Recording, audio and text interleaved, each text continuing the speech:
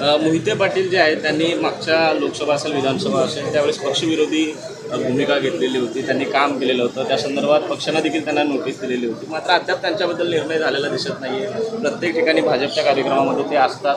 त्यांच्यावरती काही निर्णय होणार आहे का नाही? झाला त्यावेळेस मैंने तब भी बोला है, मैं अभी भी बोल रहा हूँ, आगे आगे देखो होता है क्या.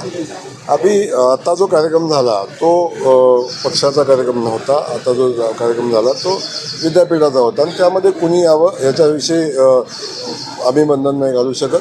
पण मला वाटतं आपण बघताय मी आल्यापासून कोण कोण दिसतंय सोबत. ते आता तुम्हाला जाताना सुद्धा तुम्हाला सांगून जात आहेत. कधी काळी एक वेगळंच साम्राज्य मोहिते पाटलांचं या ठिकाणी होतं. आता कुणाच्या साम्राज्याविषयी मला बोलायचं की मी भारतीय जनता पक्षाचा कार्यकर्ता आहे आणि भारतीय जनता पक्षानं जी जबाबदारी दिलेली आहे ती जबाबदारी आपण पार पाडतोय.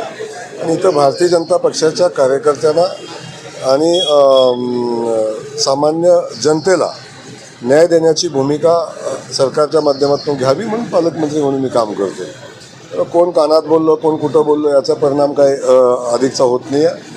आम्हाला जे काय पाहिजे जनतेला काय पाहिजे हे आमच्या कानात व्यवस्थित आहे आणि त्या अनुषंगानं काम चालू आहे. प्रताप सरनाईक असं